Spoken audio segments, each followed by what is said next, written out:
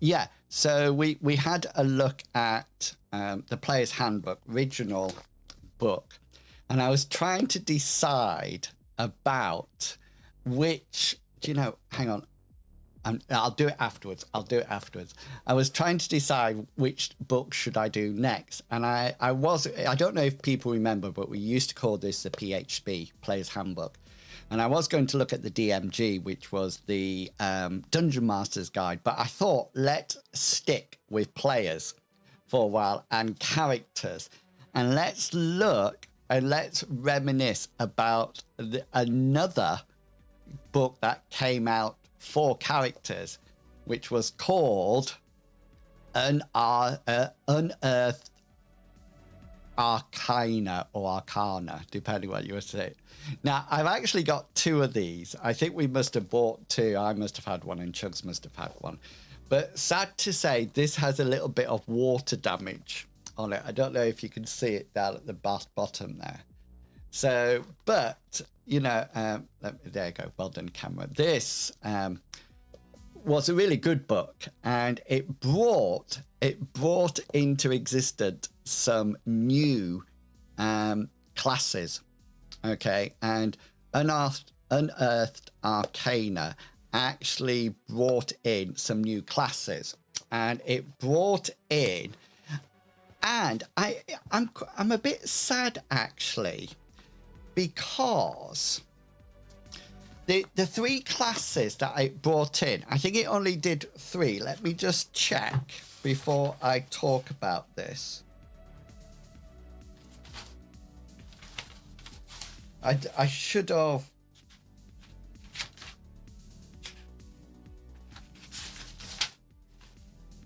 Okay, so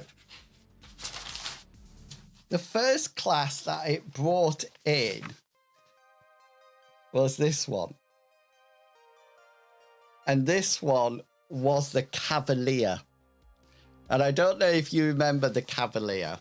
And I don't think it appears in 5e unless it's become like a subclass of a fighter or something like that. I'm not too sure, but it came in as the Cavalier, and it was absolutely unbelievable. It was always this idea of, it was horses. It was really good with horses, etc., etc. But honestly, it was the worst class ever, because all your abilities sort of like rested in with things like using a lance. So if you used a lance, you were absolutely brilliant. But if you didn't use a lance, if you didn't have a lance, if you weren't lance driven, it was just sort of like, yes, you're very correct there, very, very correct. It was definitely very much something to do with the D&D, the D&D cartoon, and it literally came out. I mean, it had some really interesting points that I mean, one of the things I really liked about it, yeah, exactly. But one of the things I really liked about it was this paragraph here. And it says, to the Cavalier, armor is much as badge of station as it is a means of protection. Thus, a Cavalier character will always seek to possess the very best and finest quality armor the Cavalier is able to own. In this endeavor, appearance is as important as function. So engraving, inlaying, and decoration of the armor will always be sought. Plate armor is the Cavalier's first choice. Other preferences ranked beneath that are, in order of desirability, plate mail, banded or splint, chain, scale, ring. Leather studded and padded armor are the dress of thieves and peasants. And I just saw that, oh, this is going to, I'm sorry, I am a Cavalier, you peasant. I just thought that would be absolutely brilliant. And as such, beneath the I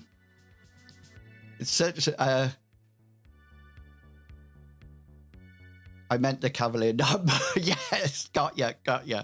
The lifter press, such as a Cavalier, will not wear these armor types at all. But I just thought that the Cavalier was, I mean, I think now, I think D&D has changed a lot. And when I was playing it, age 14 to 18, it really was to do with being a dungeon. Everything was a dungeon crawl. And so the Cavalier really had no place in the dungeon. And so people were actually getting to the point that it was unbelievable. You know, they weren't interested. But Unearthed Arcana also brought in another fighters class that actually has gone into 5e and is a character that I think is really loved a huge amount, because Unearthed Arcana brought in the Barbarian for Advanced Dungeons and Dragons. So beforehand, you couldn't, in the player's handbook, let me just get it to you for you. In the player's handbook, to be a fighter, you could be a fighter, a paladin, and a ranger. And that was it. There were no barbarians at all. But Unearthed Arcana brought it in. And all of a sudden, and I think it's really interesting because the Barbarian, I think, is the class. Let me just put it in front of my mic for you. The class that has survived, you know, to come into 5e. Did they introduce rage too? Well, that's interesting. So what it says here, there was some really interesting things about it. So it had a huge amount of specialized skills. Okay, so to start off with, they could climb trees. They could hide in natural surroundings. They were very rarely surprised, but they also had something known as back protection. Any attempt to attack a barbarian from behind, including such attacks as assassins or thieves, has a 5% chance per level of being detected and countered. That is, if a barbarian detects a back attack, the barbarian avoids the attack form. And, you know, I just think, you know, lots of people would have been drawn to the barbarian just for that. Just for that. Question is, the other thing that really made me laugh is, I don't think you have this in 5e, but in D&D Advanced Dungeons and Dragons First Edition, every level you went up, you got a new title. So these are the Cavalier ones there.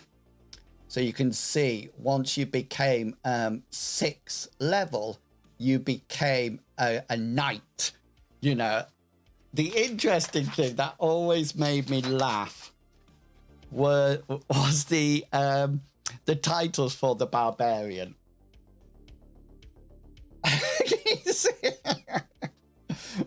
I'm not too sure whether or not that was deliberate or not. The other thing that a Barbarian did have, which we had never seen before, was a D12 for hit points.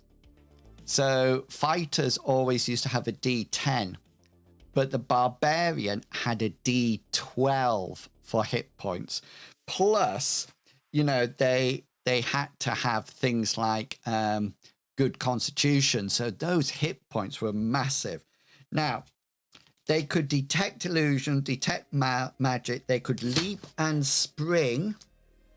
Survival, first aid. I'm just seeing whether or not they had rage. And I don't think they did. They did at one point, which was really funny that I thought.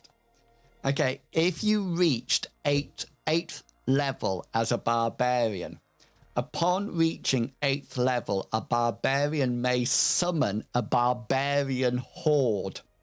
The horde can only be summoned in the native territory of the barbarian from among barbarians of the background. A barbarian horde can number as many members as the leader's experience point in total divided by 1,000. Thus, a barbarian who has just reached 8th can summon, can gather, wait for it, a 250 member horde. And one who has just reached 9th level can summon a 500 member horde. You know, can you imagine that? Can you imagine? Honestly, there must have been dungeon masters passing out left, right, and centre when the barbarian was coming up and saying, okay, then we need to attack this castle. Okay, can I just summon my barbarian horde, please? Can I have 500 extra barbarians? Attack, guys, go for it. Woo! There's been a local band of goblins attacking the village. I'll just summon my horde. Don't worry. I'll summon my horde. and that would be it. I just think it's absolutely unbelievable that could happen. Yeah. I just think it was unbelievable. Anyway, the other new... there was a whole load of new specializations that came in for the different classes. But the other class that was new, and we were talking about the old Dungeons and Dragons cartoon, i.e. we had a Cavalier, and Eric the Cavalier, and that came in. And of course, the other thing that we had in the D&D cartoon was a thief acrobat. And the thief acrobat was brought in with Unearthed Arcana. And I think it was quite interesting because I think now all the skills that the thief acrobat had are now in as standard skills, you know, like acrobatics and things like that. One thing I loved, I'm never a thief sort of character class. You know, if you ask me what sort of like character, I'll either go for a lot of magic, or my preferred thing would be heavy armor and magic, either like a battle cleric or a fighter magic user or something like that. And the interesting thing about the thief acrobat is that it progressed up to 5th level as a rogue, as a thief. And then when it became 6th, it changed into a thief acrobat. And one of the, I've actually got a Twitter post coming up that has one of my favorite pictures of a thief acrobat. And I actually downloaded it for this stream. Let's see if I can find it. Here it is. So this was one of my all-time favorite images of a thief acrobat, because one of the skills a thief acrobat had was pole vaulting. So it could actually pole vault over things.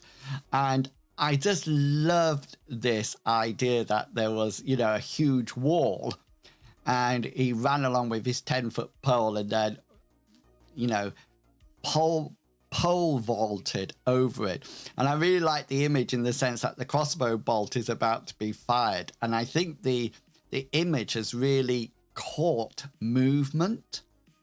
You know, I think it's really caused movement, and also, you know, what's going to happen next. And I loved that picture. That picture was one of my favorite ones ever. But the Thief Acrobat gave the thieves some new skills, and they could do tightrope walking, pole vaulting, high jump, broad jump, and then they had tumbling maneuvers. And the tumbling maneuvers were split up into attack, evasion, and falling.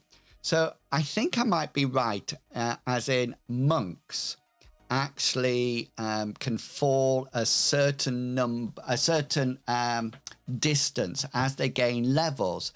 They can fall a certain number of certain distances without taking damage. I think that's the case. I don't know whether or not that's still the case in 5e, but it was definitely AD&D. It was. And these, it says, tumbling assumes all sorts of gymnastic skills, tumbles, rolls, handstands, etc. These routines are then used in attack, defense, and evasion. The tumbling maneuvers have the following benefit. Attack adds the indicate percentage to the character's chance for successful hand-to-hand combat involving pummeling. So there was a really involved rule about pummeling and grappling in D&D, AD&D. But what this actually started to bring the rogue to life was that it could actually do some double back flips and kick somebody, or, you know, or use evasion to avoid an attack, you know, and sort of like flip out the way. And I just think that is fantastic. That is so unique to the class. And I must say, I never actually managed to play. I've very rarely played D&D. I'm always GMing it. But I would love to have a Thief Acrobat. Now, it's interesting that in Mithras, if you have an acrobatic skill like Cyrus has, so athletics is the standard skill, but if you have an acrobatic skill, you can actually use that to evade, which is a really important maneuver, but really and truly. So I often wonder whether or not Rohan would actually have acrobatics to flip out the way, you know, with his rogue character. And I think that is reminiscent of the Thief Acrobat. I really do think that that's part of it. Now, as well as some new classes, it also brought in a whole load of new spells came in with it. And there's also a section all about magical items for the DM, Dungeon Master, and everything like that further on in the back. And I actually think this book was quite forward thinking of TSR, because, you know, they had moved from basic Dungeons and Dragons to advanced Dungeons and Dragons, and this seemed to be a really nice introducing new characters, introducing new spells, introducing new magical items, and really sort of like stepping it up. Now, it's interesting that Mithras actually has a rule set. It's basically Mithras, and classic fantasy, which is almost like very D&D-ish in its setup, was actually created before Mithras. And Mithras, it was a development of another game system, RuneQuest. But classic fantasy is very much like D&D, and it still has the essence of Mithras in it, but anybody who looks at D&D or who knows D&D 5th edition would see the connection. For example, you have classes rather than no classes at all and things like that. And I really think that this is where people, I think there's quite a few people that have moved from AD&D or D&D 5th edition to classic fantasy with that extra gap, that extra depth. And just to let you know, I think the world for Advanced Dungeons and Dragons was always Greyhawk. I think that was the name of it. And interestingly enough, classic fantasy has a world as well, and that is called Greymoor.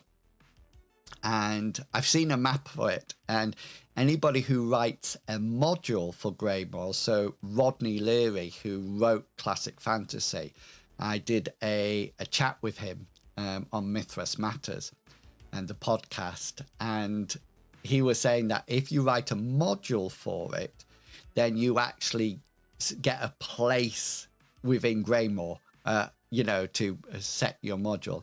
And the interesting place, if you ever look at the map when it's produced, there is an island, and there's an island that a well-known sage lives in, and he lives there and he has lots of knowledge, and the actual name of the island is Inwils. So I'm actually on Greymoor. I've actually got my own island, which is absolutely unbelievable. Absolutely unbelievable. I am so honored and proud to have that. It might just be in the background. It might never be published, but I still love it.